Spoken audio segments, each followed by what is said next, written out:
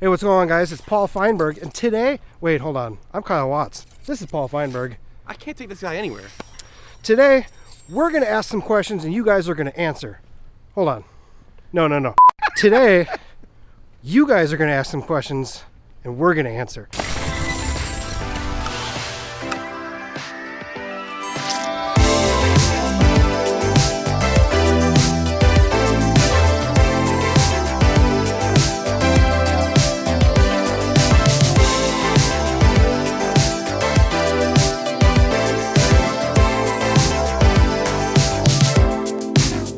Whatever you want, I'll settle for nothing, as long as we can keep the fire.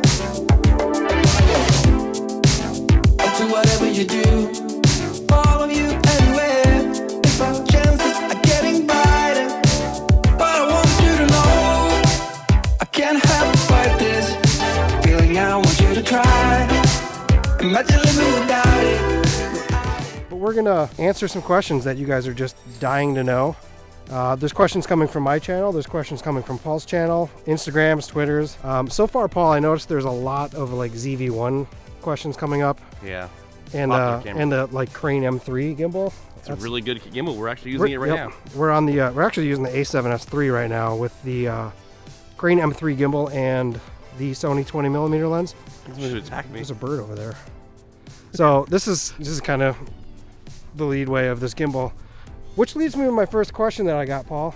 Can you use the Crane M3 with the A7 III? Well, they said A7 IV, but it's the same body as A7S III. I'm going to say absolutely yes, because you're using it with the A7S III with a Video Mic NTG on the top of it right now, and the flip-out screen out to the side, and it was actually balanced without the microphone on it. Yep. So we just threw the microphone on top of the camera after we already had it balanced, and it's doing very well, holding up. It's a beast of a gimbal. I really like this little small thing. I would totally consider replacing my Weevil S with it just because it's so tiny, but anyway. Yeah, so I mean, right now, if you were to try to go in underslung mode with the mic on top of the camera, it's going to hit the microphone and you can't go all the way underslung mode. I tried getting this video of this rabbit just a minute ago and you kind of see it hit the top. But before that, I did actually clear the eyepiece enough to be able to go underslung mode, and it holds this camera no problem because these motors are quite strong. So let's go. Heaven is worth fighting for, you know. I've been standing right next to you. Oh, I know it won't be easy, but it's true. We will regret what we didn't do, All right, so we got two more questions here from Instagram, and the first one is from Sidney Diongzon. He says, what is your favorite ride at Disney? Which is kind of fitting for where we are right now. My favorite ride is the Millennium Falcon ride, Smuggler's Run. My son loves it. I get a kick out of the one with it. I would have to say, I mean, the next one I'm going to say is Rise of the Resistance, but I feel like it's more of like an experience than it is a ride, because it's like a 25-minute ride otherwise. But that one is just awesome. The technology is awesome. We did a video on it once where you did a... I did a ride through with the A7C on it, and I just was holding it while we were on the ride, yeah. So the second question is from Discover with Dima, and it says, if you guys were to plan a huge international adventure, where would you go? Well, I know what you're going to say. Obviously, go ahead and say it. I gotta visit my man Peter Lindgren in Gothenburg, Sweden. Sweden, yeah. Is he like the epitome of non-Swedish? Like, I'm Norwegian, so I'm close. Sweden! Obviously, Sweden would be cool. Like, I actually looked it up. Sweden the other day was only like a $900 trip for a week. Yeah, it's not that expensive, or at least for travel-wise. Yeah. All right, well, since Dima asked this question, I'm going to just go right ahead and say I'd love to go to Chernobyl. I think it's an interesting place to go. It's completely frozen in time. It's somewhere that you can't really go too easily. And it's just kind of interesting. I mean, I know it's a terrible event. It's not like a happy place to go by any means, but I think it would be very kind of intriguing to see it in person, because all you ever see it is in like pictures and movies. Dude, holy freaking crap! Look at that squirrel. It's gonna attack us. Let's go. Let's go. Heaven is worth fighting for, you know. All right, so the next question is from Devin, and it's actually to you, Kyle. He asks, why are you here in Florida? And I can answer for him. It's just because my darn good looks, he just had to come down and see me again. So truthfully, what it was is it's -3 degrees in Minnesota right now, and it's kind of colder here right now. But it's still like 70, which is great. Well, But also because I had the weekend off, I have a couple days off. I wanted to come visit Paul, him and his wife. My wife came down here. Figured we could shoot some fun videos. I'm doing a ZV-1 video with the M3 gimbal at Epcot. That'll be fun. Might be out by now. I don't know. We'll see. I don't know. I just wanted to come down here and hang out for a few days. Well, I'm glad you did, because I got to take off work today, and Today's it feels great. This week is the first time this hasn't been like a Ben Stiller movie either, where things just continue to get worse and worse and worse. It started off bad with a 5-hour plane delay, and we got in at 3 a.m. the night before we go to the Disney park. So That was an early morning. Wake up and go pick you up from the airport and then go back to bed. But as far as that, I mean, it's been smooth sailing since then. All right, so next question comes from Globamabob, I think it's how it's said, and it's, what is your favorite movie? I think that's the same for both of us, right? I mean, because we're Probably, yeah. we know what good movies are, and it's Back to the Future all the way. Part 1, 2, and 3, because they are all the same movie. It's all one continuous movie. Yeah. We just can't choose. It's all one. It's part 1, part 2, and part 3. Absolutely. It's one of the most perfect scripts ever written. I mean, it's a solid movie. The They're series never is going to great. remake it. Never. Hope Never. they never do. So, Never. yeah, next question. We'll move on. All right, so another question we just got is, if you could go anywhere to do photography, Paul, where would you go and why?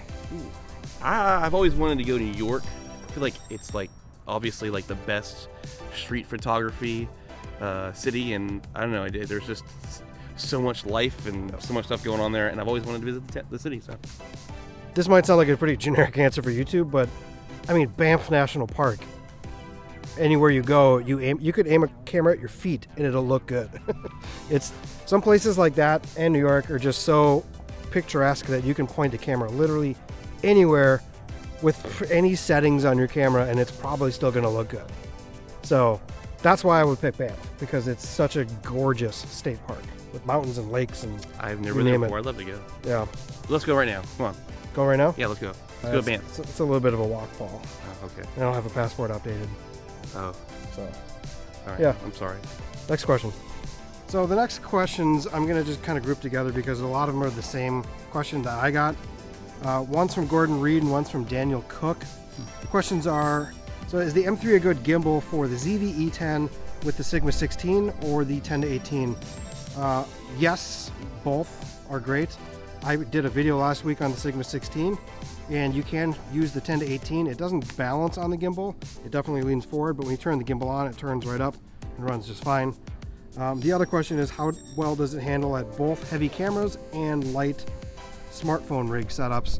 Right now we're using a heavy rig, and this gimbal's kind of designed for that middle range camera and like smartphones. So this thing's incredible with smartphones, and it's really good with those middle range cameras like the APS-C line. But you got to make sure that you change the motor strength, because if you leave it on the high motors and it's really light, it's going to just freak out. It can vibrate. Right. And do they offer quick release plates that are for the battery that you can get to without blocking the battery door? They're kind of in the middle of like two designs. Like originally they came out with specific camera plates. Right. Now they switched to like another setup that's like a universal plate that's only going to be about that wide.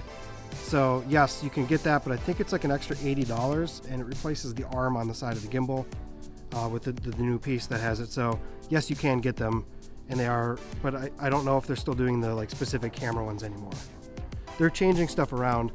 And then the third question I did have also was, does it connect to the ZV-E10? The answer to that is kind of loaded. They are making a camera, like a Bluetooth wireless module for cameras that don't have the multi-port, because the ZV-E10 is only a USB-C. Oh my gosh, my arm is killing me. Oh. So they're making a Bluetooth wireless camera connection that's like for cameras that don't have multi-ports. So they will have one for the ZV-E10 at some point. I don't know when they're going to be done. But the only thing it really connects to the gimbal anyways is the record button. So it's really not a big deal. You can just hit record on top and start going anyways. So, but all I will say, the ZV-E10 is a great camera for the Crane M3 gimbal. Fantastic. And it's a lot lighter for these weak arms. I clearly need to go to the gym like Mr. Peter Lindgren. Oh gosh, another freaking bird! I know you're feeling it too. This short is something. I know that this will take us higher. I'll do whatever you do. Let's take cover before our chances are getting darker. But I want you to know I can't help but fight this feeling. I want you to try. Imagine living without it. So let's go. Happiness we're fighting for, you know. I've been standing right next to you, next to you. Oh, I know it won't be easy, but it's true. I totally own this guy in some cornhole. That's right. Who's the man? Obviously not me. Oh, So man. you got another question? Oh, yes. All right, this one is from Joe Fusco, and he said, what is your favorite Sony lens for landscape photography? And I'm going to go with the Sony 24mm 1.4. You typically want higher apertures when you're shooting landscapes because you want everything to be in focus, but it's also very nice and convenient to have that 1.4 so you can shoot nighttime photography, shooting the stars. It's a fantastic astrophotography lens.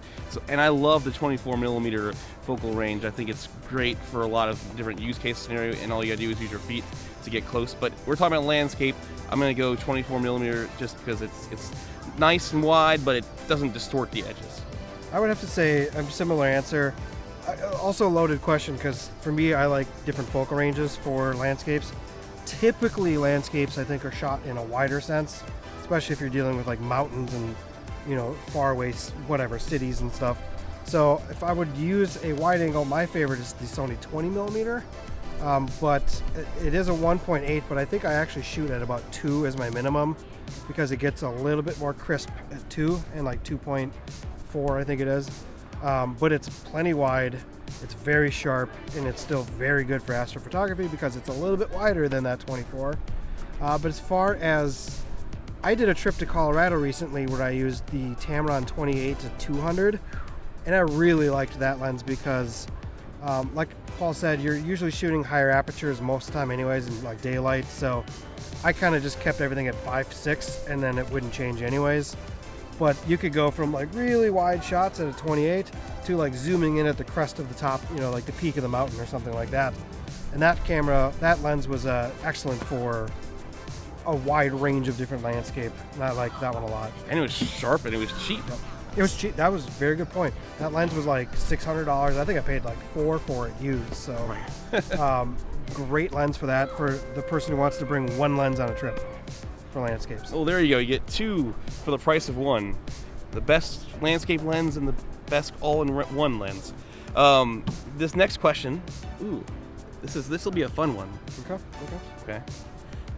If you could film with any big YouTuber or any YouTuber, then it had to be big, who would it be? And I'll go first, I guess. Yeah, sure. I would film with Sidney Diongzon. I've always wanted to get together with him and shoot in Texas, and I'm right here. I'm standing right next to you. I mean, you could just say me and leave it at that, but okay, whatever. I see how it is. It's fine. Do we need to end this video now? I mean, just keep on. It's fine. Don't worry about me. They're not here. Sydney's out in Florida right now. Yeah, Sidney haven't visited me yet. He said he's supposed to, though. He said he's supposed to come to Orlando. Mm-hmm. I still haven't seen it yet. But anyway, yeah, I would say Sidney. I love his sense of humor, and he's just a good-looking Asian dude, and he shoots on Sony, and yeah, he shoots really good B-roll, and yeah. Sorry. Oh, sorry. I would like to go out to Sweden at some point and shoot with Lindgren. I think that'd be hilarious. Because I want to do like a crazy Nerf gun battle montage. Oh. Like Wild West, like I show up and the good, bad, and the ugly. Like he's looking out his window and he sees me walking up to his studio, and then he walks out, and you get that Western shot where the feet, it's just a shot of the feet, and then it's like, you lost, kid, and then like you got your Nerf gun at the side. It'd be funny. I could do a funny video with that because he likes to do videos that are just funny, and he's not too serious always about camera gear. And I like adding a lot of that, like having fun in your videos. So I think he does that well. I would love to shoot with him, and it'd be fun. Seriously, it'd be awesome. I'd love to see it. And it probably would be cooler than you filming with me, right? Apparently. I guess. Yep. If it's... Hey, just want to thank you guys for taking the time to watch this video, and I really appreciate, even though I give him a hard time, I really appreciate you coming to Florida to shoot with me, and you know, I hope we can still do this again, right? Yep. I didn't hurt your Absolutely. feelings, right? I mean, just a little bit, just a little bit. So anyway, we'll have plenty more content in the future with both of us together. Obviously, we get in our creator camp stream going, and we shot some B-roll here today, and so we're just having a good old time, and I love working with Kyle. He's a good friend of mine. So go subscribe to Kyle's channel. And what are you trying to say? I'm taking too long. I'm just saying, my pool closes in 3 hours, and it's starting to be sunny for the first time this weekend. So. All right, well, then we need to wrap this Yeah. video up and go. So subscribe, do all the fun YouTube things, and you guys know that I will see you in the future. Yo, yeah, dude, I'm sorry. I'm sorry that. I mean, it's fine. It's fine. If you want to go call Sidney. See what I care.